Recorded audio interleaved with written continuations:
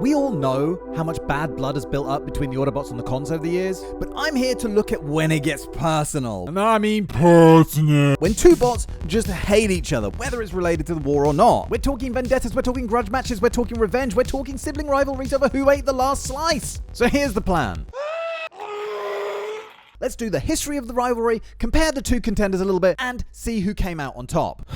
Good? Good. Let's do it. No. What? Oh, have you clicked all the buttons? Click the buttons! You know the buttons. Click them buttons. And let's begin with one that's a little personal to me. It's from a story called What's in a Name, and it might be the first Transformers comic that I ever picked up. It was from one of the old Marvel annuals, I think. The whole thing is Swoop telling the story of his feud with the Predacon over the name Divebomb, and they decided to settle the matter once and for all. So originally, before he was a Dinobot, Swoop was called Divebomb and was a member of the Elite Flying Corps, and he had this as an alt mode. Then one day he was defeated by this Predacon, whose original name I don't think we ever find out, but it sounds like he gave our guy a humbling. And you know the saying, taking names? Well, he literally took his name. After which, our guy went AWOL from the Autobots to try and track him down for a rematch, hoping to reclaim his name. But things didn't go his way again, and the Predacon won the battle for the second time. And on top of that, Optimus had to save Swoop from being killed.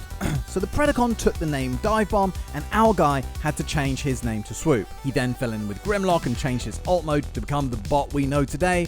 But because Optimus was the only one to know about the defeat, Swoop lied to the Dinobots and told them that he had won the contest. They would rekindle the rivalry years later in the Marvel series, where Swoop would talk about the shame that the defeat brought him, and that every time he heard his old name, he felt ridiculed. So after Divebomb resurfaced and attacked a fair, Swoop began hunting him down for round 3, eventually finding him and bringing him down after a moment's hesitation allowed Swoop to get into robot mode and get the upper hand. But just as Swoop was about to deliver the final blow, the other Predacons showed up. But the thing you gotta know is that earlier in this issue, Divebomb had been saying that he was bored of life on Earth and that he missed the freedoms of being a lone wolf patrolling Cybertron and making kills as he saw fit. So when these guys showed up, interfering in a battle that he'd yearned for so long, he didn't really like it either. Anyway, the Predacons took Swoop and began beating him to a pulp. But guess who showed up? No, not Optimus, because he was dead at the time if I remember right. No, the Dinobots showed up and took on the Predacons. It was here that Divebomb threatened to tell the Dinobots the truth. So they both took it to the sky, where Divebomb actually overpowered Swoop, but Swoop outsmarted him, luring Divebomb toward Grimlock, who he had no chance against. And just as Grimmy was about to crush his head with a rock, Divebomb spilled the beans. And as it turned out, Grimlock had known the whole story the whole time, as he had received all of Optimus's memories when he took over leadership from him. But rather than let Grimmy kill him, Swoop asked for him to be let go, as he realized he'd been letting the others fight his battles for him. And back with the Predacons, Divebomb vowed to continue the fight against his rival, as it had reinvigorated his enthusiasm for the hunt. So there we have it, comprehensively beaten in their first fight, helped by Optimus in the second, and then again by Grimmy in their third fight. I guess it makes sense that Swoop surrendered the name. Let's move on and talk about Soundwave. Now, I did a vid on him a little while ago talking about how his main rivalry with Blaster wasn't his only rivalry. But let's deal with that in a second. The first time Soundwave and Blaster crossed paths in G1 was kind of odd, with the both of them being seen to be inside Ironhide's vehicle mode. Like, it's impossible to know what's going on here. Did the Autobots lure Soundwave and he didn't notice either of them? Or did he sneak in here without either of them noticing him? Either way, I think I'm giving this one to Soundwave because Ravage manages to take on Blaster and keep him busy enough to allow him to just mosey on out of there. They had the mother of all Sonic duel face-offs in a nightclub in which Soundwave seemed to be the more powerful of the two. Blaster managed to enhance his abilities using bits of the nightclub sound system to literally bring the roof in. Then there was their high-stakes cassette bot battle on the bridge of Autobot City from the '86 movie, after which Blaster was given the command of Autobot City after that was rebuilt. Then they clashed again in an episode called Carnage in C minor, where they fought over a weapon called the Harmony, and the Decepticons assembled the Harmony first, and Soundwave turned its united power against the Autobots, but Blaster stopped him by erasing his recording of it. My tapes, you've erased my tapes. This episode is mental. It's set on this planet full of these fairy people who don't speak, they sing, so you get like conversations like this. I'm leaving! No, you'll stay in the city. Damn, this guy looks baked! Look at those eyes! Brawn is suddenly here, even though he's been dead for God knows how long. You've got Ultra Magnus humping Galvatron. Again, more on that later. The sizes are even more messed up than usual. Like, look at Superion here. He's the same size as Perceptor. Oh God, they're at it again! Get out! Anyway, Blaster and Soundwave continued to clash throughout G1 and into the Headmasters, where they would ultimately kill each other before being reincarnated as Twincast and Sound Blaster. Now, their first conflict was over a horseshoe crab. Yeah, no shit. Well, it was actually a weapon called the Mad Machine, and this thing would crawl around and shoot out laser beams that could cripple Transformers even as big as Metroplex. So Sound Blaster managed to get control of this device, but Twincast beat every Constructicon single-handedly. When I say that, they basically just stood there statically so he could just go pew, pew, pew. And they were like, ah, no, how's this happen? To destroy its control unit and render it absolutely useless. So, solid victory for Twincast. In the Legends comics, he used his audio waves to counteract Sound Blaster to free some mind control humans, and later, with help from a Transector, Twincast managed to revert to being Blaster again before Sound Blaster became Soundwave again. And the first thing he did was set up a new Dancertron. Then, they teamed up, but you know what? Shh, let's keep that for the teamed up vid. In KISS Players, they each tried to create the largest cassette army, and when a bot called Sundor showed up, Blaster was over the moon that it gave him some much needed aerial firepower, but you guys already know that Sundor is one of Soundwave's guys and had gone undercover to spy on the Autobots. In Regeneration 1, they had another battle of the bands, and Soundwave used his ability to confuse Blaster's senses and basically make him invisible to Blaster. But Blaster accepted that he was just more of a blunt instrument, threw subtlety out of the window, and just blasted him with the loudest Kerrang he could muster, leaving Soundwave lying in a heap of twitching mess. In the IDW continuity, Blaster was the host of a pirate radio show and used his talents to de-mind control Beachcomber, who'd been possessed by Insecticon Bombshell, of course under the control of Soundwave. They were pretty equally matched in Transformers Go Go, until Jazz had the bright idea to have them rap battle it out. And you know what? I find that Soundwave is actually the more powerful of the two, but somehow Blaster keeps managing to pull out victories. Anyway, let's talk about Soundwave's other big rivalry. That's right, before Blaster, he had a series of ongoing skirmishes with Brawn, including one where Brawn rode Soundwave like a pony and drove his head into a wall. Then Soundwave shot him in the forehead, and Brawn had to retreat with the help of Skyfire before Soundwave and Megatron offlined him completely. In another rep, he kicked Soundwave in the backside so hard that the Decepticon flew into the side of a rocket, causing a chain reaction that devastated the base. Then Brawn chased Soundwave away with the threat of a nickel-knuckle sandwich straight to Soundwave's face, which sent Soundwave fleeing. But it turned out that Soundwave's mission had been a diversion all along, so Megatron could run sabotage on the Autobot recharging pods and plant a device that would flip their personalities. But in another rep, it was Soundwave that managed to destroy the platform that Brawn was standing on, causing a fall which must have messed up his components pretty good, as Brawn suddenly found that he could no longer transform. Another confrontation saw Brawn pick up Soundwave and toss him like a dwarf at Starscream. I guess that must have pissed off Starscream a whole bunch, because their next encounter was in the '86 movie where Starscream blasted Brawn, giving him a hefty dose of the true death, and giving Soundwave the last laugh. Oh, side note.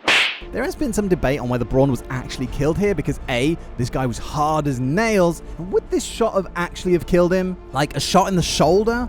And B, he doesn't turn grey like many of the other bots do when they're killed. Plus, C, there's an ep in Season 3 where he's thought to be seen beside Huffer.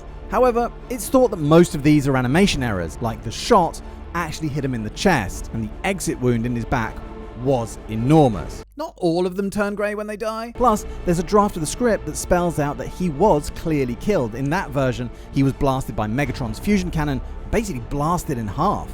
But regardless, alive or dead, I mean, he's actually probably dead, Soundwave won this rivalry. I don't think there's much debate on that. Oh, and before we move on, I gotta mention that actually Soundwave and Starscream have a kind of rivalry in a couple of continuities. They butt heads mainly because of Soundwave's unwavering loyalty to Megatron opposed to Starscream, well, being Starscream. Soundwave most of the time really doesn't like Starscream. This whole thing came to a head in the Energon universe where Starscream was leading the cons in Megatron's absence, and I can't remember why exactly, but he kicked Ravage, and it kind of got swept under the rug and they had a couple of missions, but Soundwave never forgot, and once he got the chance for a leadership challenge, he beat the crap out of Starscream. Like he got Laserbeak to rip his goddamn eye out before reaching into his chest and ripping his heart out.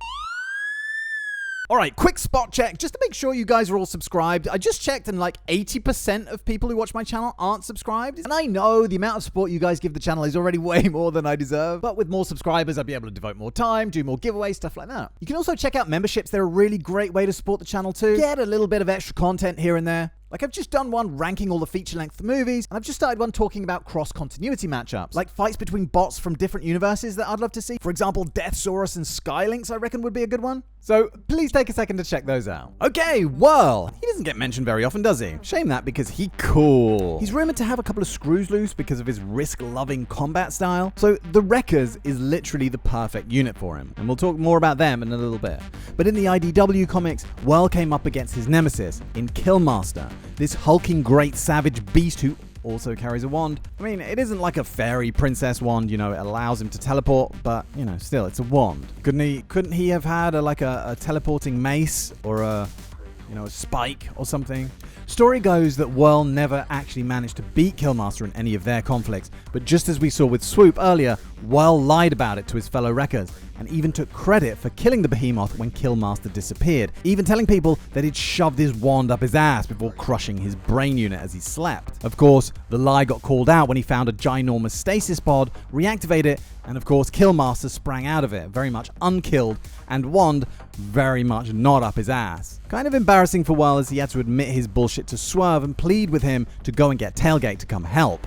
Eventually, with the help of Cyclonus, who was able to cut off Killmaster's arm, Whirl was able to use Killmaster's wand against him and teleport him up his own ass. I don't know. Maybe. That would have been cool. To the movieverse now, where in the comics, Sideswipe was assigned to protect a settlement of refugee bots shortly after he completed his training, so he was obviously still pretty green at this point.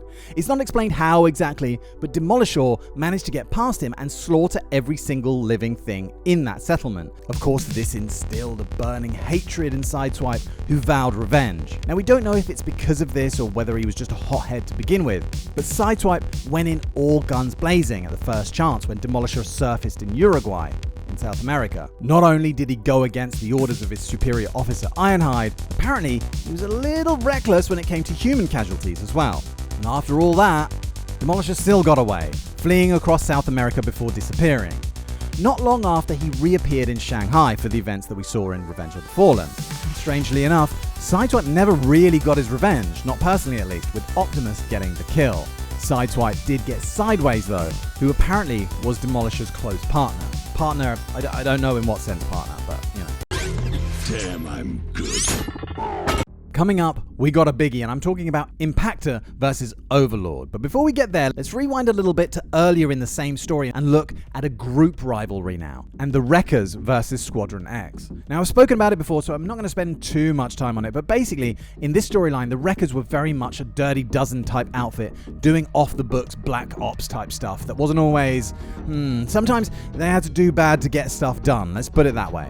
Like really bad stuff. This sometimes weighed on Springer, who I guess had more of a conscience than the other members. Squadron X, on the other hand, were known for their murderous rampages across the galaxy, pirating and plundering fuel and resources, and murdering anyone who crossed their paths along the way. And I'm talking proper cutthroat scum. It's said that Impactor, the most famous leader of the Wreckers, became obsessed with taking them down because he saw a little of his own outfit and his own methods in them. Anyway, if you've been following my channel, you'll know that Impactor and the Wreckers finally cornered them after a battle that saw Impactor having to blast through Springer's torso and pretty much blow him in half to get to them. Now, I mention this because it's going to come back later. Anyway, long story short, once they were cornered, Impactor put every single one of Squadron X to their deaths, which in turn meant that he was put on trial at the cost of his leadership and his freedom, as he was sent to prison colony Garrus 9, which a number of years later would be taken over by rogue 0.1%er and Phase 6er, an overall nasty piece of work, Overlord. So that brings us to Overlord versus Impactor, which, unlike some of the others on this list, isn't a long-running bitter thing that went on for millennia. It's more of a short and sweet clash of titans that hit its climax in Last Stand of the Wreckers, where the Wreckers were tasked with getting the prison back under Autobot control, and it saw Impactor ripping out Overlord's eye with his harpoon after Overlord ripped Guzzle apart and used the pieces to slap Cup into an offline dirt nap. Overlord stomped on Impactor and knocked him out before Springer reduced him to just a flaming endoskeleton using flaming bullets. And basically, it ended with Overlord losing the will to fight for other reasons that I'll go into another time. Or now, actually, it was basically because he learned that Megatron was dead. And Impactor getting the chance to end it once and for all, but deciding not to commit the same mistake that he had before. And he walked away, allowing him to be taken into custody. Anyway, later in the timeline, they would cross paths again when Impactor had joined and pretty much taken control of a third faction called Mayhem. or the Mayhem Attack Squad, a rogue group with a whole separate ideology that would fight both Autobots and Cons. Anyway, it was here that Overlord would resurface again, using Tarantulas' Chimeracon tech to assume a human form, attacking Springer and slaughtering most of Impactor's new team, before taking squishy human Verity Carlo prisoner. Springer and Impactor tracked them back to Tarantulas' lair, where a big face-off ensued, and Impactor ordered Springer to repeat the events of Pova, you know, where he blasted Springer through the chest? But in this situation, resulted in Impactor being blasted to pieces, and into a big ol' vat of the true death. It also allowed Springer to escape and consign Overlord to one of Tarantulas' Pocket's dimensions, called the Time Maze. Actually, thinking about it, I don't think it was the Time Maze. I think, to be more specific, Karnavac had this ability to mind control bots, so he forced Overlord to convert into his 2 vehicle modes. And Springer threw one through the portal into the future, and the other one into the past. Springer then disbanded the Wreckers and sent the remaining members on a mission to change the future, not through violence, but through other peaceful means. And he himself used Tarantulas' device to go back in time to do the same thing, to try to influence events of the past in the same peaceful way. And oh yeah, Tarantulas was Springer's dad in this one, but that's another story. So who won the rivalry in this one? Well, although Impactor died and Overlord technically didn't, I think Impactor gets the win here. His adventure meant that he learned from his mistakes and became a better character for it, and his eventual sacrifice was to the benefit of his friends Springer and Verity, and the other Wreckers, who would remember him fondly, whereas Overlord's demise benefited only Jack Jeremiah shit. The next one has to be one of the most destructive rivalries. In Cyberverse, Jetfire had this ongoing thing with Sky-byte, who early in the Great War ignited a supernova that wiped out 7 civilizations and countless star systems. This brought him to the attention of Jetfire, who swore to either bring him to justice or wipe him out completely. Their battles left large parts of the galaxy in flaming ruin, until they stumbled on a little blue rock populated mostly by shaved apes and a few Cybertronians. Sky-byte was quickly found and knocked out by Jetfire, causing him to make an alliance with Starscream. And he used the powers of the Allspark to grant Sky-byte a suit of armor that gave him the ability to tunnel, amongst other things. So it seemed like Sky-byte was already pretty powerful before getting the suit, and after, well, I mean, he was able to subdue Optimus Prime single-handedly. Jetfire also sold his soul to Starscream, though, with the lure of finally beating his old enemy enough to make him turn a blind eye to the literal hundreds of things that could have gone wrong in trusting Starscream. I don't know what he was thinking. So Jetfire combined with a tank to give himself some extra firepower, used it to capture Megatron, and Jetfire and Sky-byte agreed to duke it out in an arena, a fight that quickly became massively destructive. Jetfire definitely came out on top of this one, but decided to get Optimus to safety rather than end the rivalry once and for all. In their next clash, Grimlock bounced right off of Sky-byte's head, sending him falling down a cliff. But after all the Cybertronians were put in a simulation loop by the Quintessence, many previous opponents became allies. Case in point, these two fought side by side to take the Quintessence Tower, and then again to try and nullify the threat posed by the gargantuan Titan Croaton. Then Tarn and his super soldiers threatened Cybertron, and not only did the two fight side by side here, Jetfire even used his teleportation skills to save Sky-byte's life. Well, it's nice to have an example where the hatchet is buried at the end of the day, even if half the galaxy was destroyed in the process. RC hated Jhiaxus, man, horribly. Didn't start out that way though, as she volunteered for his experiments looking to reintroduce gender to Cybertron. So basically, he had a tinker with her CNA, messed her up good, and then abandoned her. So she became wild and mistrustful, and vowed to eliminate all traces of Jhiaxus and his work. Because of her violent methods, she ended up in Garrus 9, coincidentally at the same time as another of Jhiaxus' experiments, the Monstructor 6. Then later the facility was attacked by the Combaticons, who hoped to free the Monstructor Combiner team. So Fortress Maximus, who was in charge of the facility at the time, freed RC to help fight them off. And even though she managed to incapacitate Brawl and Blast off, they did indeed escape with the Monstructor crew.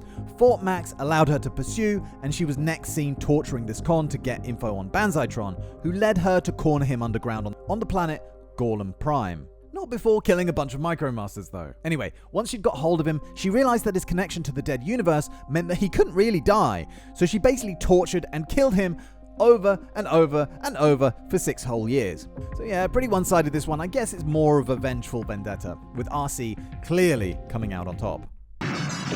Autobots, die! Next up, a rivalry that goes all the way back to the Marvel Comics, where Scorponok inherited leadership in the absence of Megatron, and Fort Max kind of argued with Grimlock about which one should be leader, until a new body could be built for Optimus. Anyway, there were many battles, with this one, for example, ending with the Decepticon troops taking their prisoners of war to the smelting pools to be melted down. Nice bit of war crimeage there. Until Fort Max was captured and Scorponok eventually agreed to a one-on-one fight to the death where the losers faction would surrender to the winners. Maximus was actually losing until Galen, the Nebulan headmaster inside Maximus's head, transformed and blinded Scorponok with a pistol shot. This was a breach of the rules though, and the spectating cons quickly opened fire. Later, Scorponok killed Galen by causing a cave-in and then laughed about it. So Spike became Fort Max's headmaster. We know from the RC storylines that the bond between headmaster and bot is a really, really close one. So Fort Max would never really have got over this.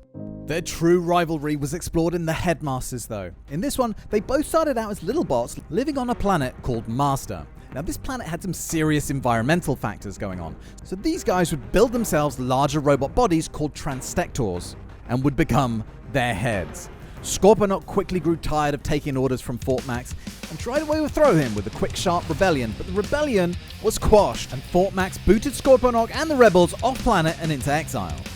Scorponok joined up with the Decepticons under the leadership of Galvatron. There was a battle over some super alloy, and Galvatron was seemingly destroyed, paving the way for our guy here to take the wheel. Again, there were many a conflict between these two, and elaborate plots devised, for example, the unleashing of this giant evil plant called the Buridanka, and the building of a new, more powerful body for Scorponok called Mega Zarak. But Fort Max managed to overpower even that, mostly due to his own upgrades and a Master Sword.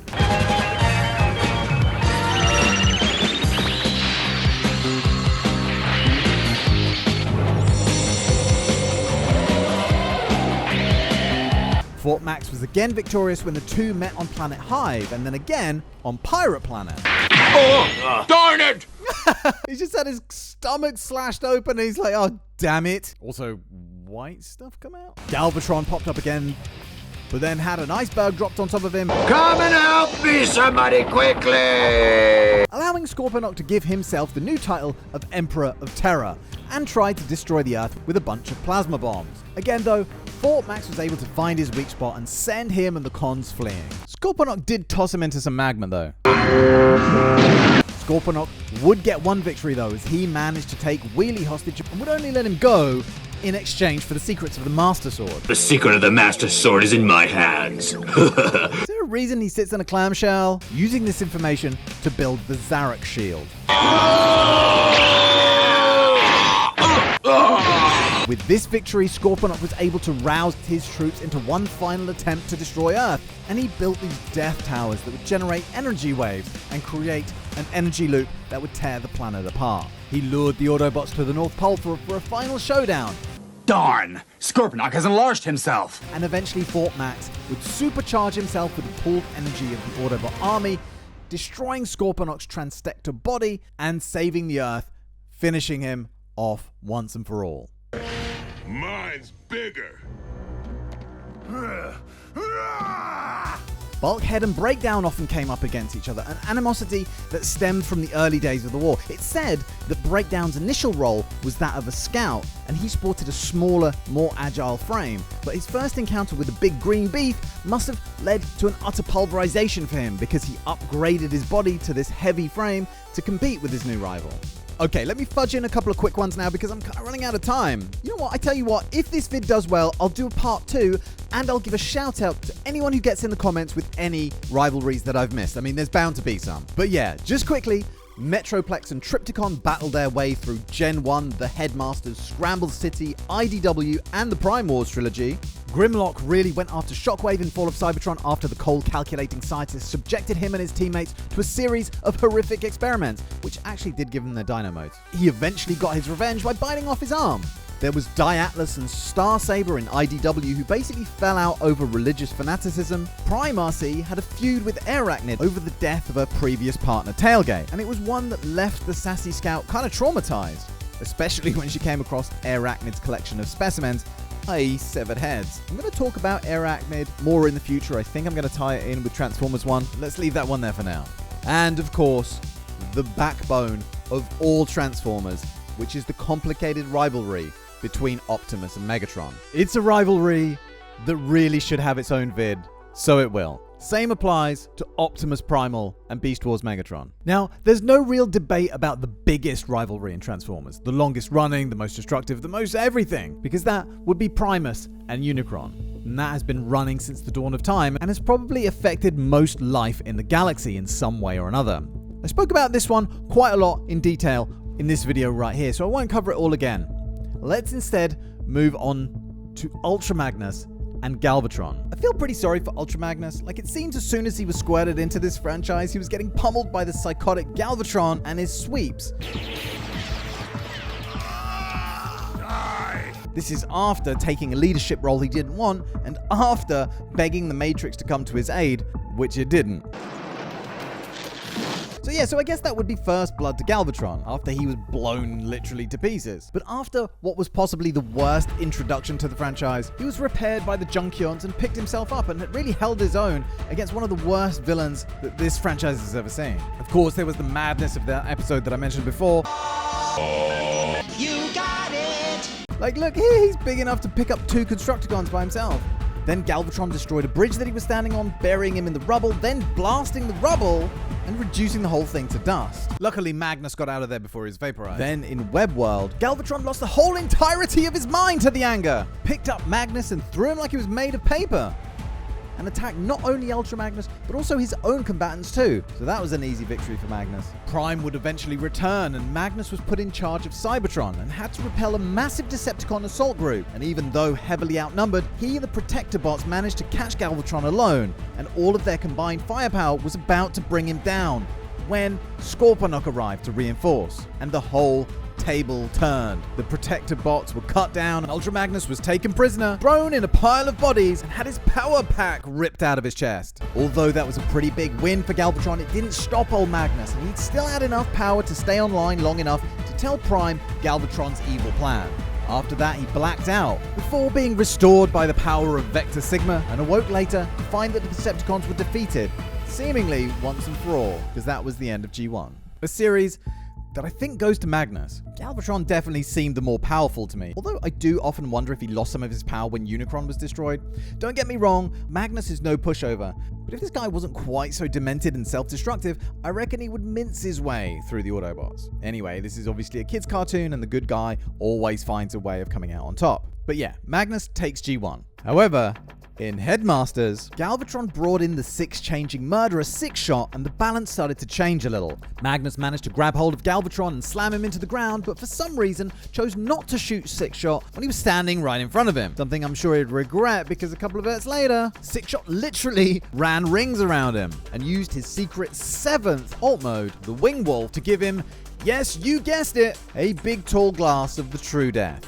So I guess Galvatron had the last laugh after all. You didn't have to look too hard to find these two knocking the crap out of each other in the Marvel comics too. Here we have Magnus throwing a tanker truck in front of one of Galvatron's blasts, and here Ultra Magnus having to stop him harnessing the power of a volcano to turn himself into a god. Not sure how that would have worked. Magnus tried multiple times to stop him, but Galvatron was just too powerful, and Magnus resigned himself to just keeping Galvatron busy until the volcano erupted and destroyed Galvatron's energy siphon and ruined his plan.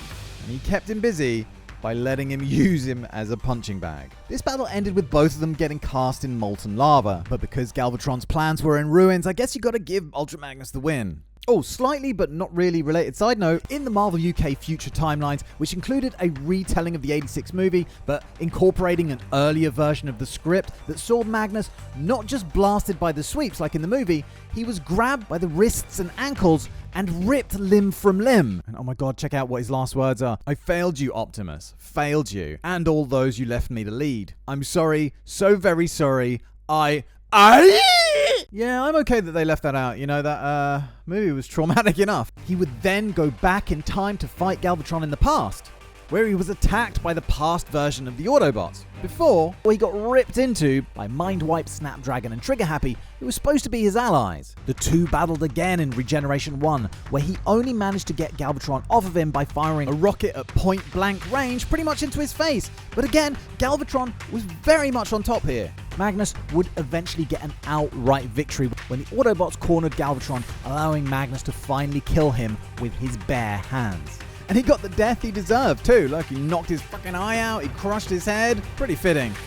So it's nice that Magnus got the win here, because over the years, he has left more than his fair share of blood on the floor. This has to be one of the hardest fought victories out of all of the Transformers rivalries, and it's a testament to how tough Magnus is, you know, getting pummeled like that time and time again and still managing to come out on top. Elsewhere, Magnus also had a bitter rivalry with his brother. Yeah, in this one, he and Optimus were brothers and Magnus was salty as all hell that Optimus got the Matrix. You're always Mom's favorite! Check out this vid on Prime if you want more deets on that. Okay, loads of cool stuff coming up on the channel. I'll probably follow this one up with Transformers' strongest partnerships, which will lead up to all the Transformers who've switched sides.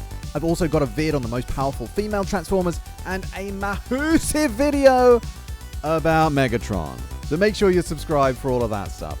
Thank you for all of your support of the channel, which is literally the only thing that allows me to keep making these vids. And I will see you very soon for the next one. Thank you again for watching and cheerio, bye!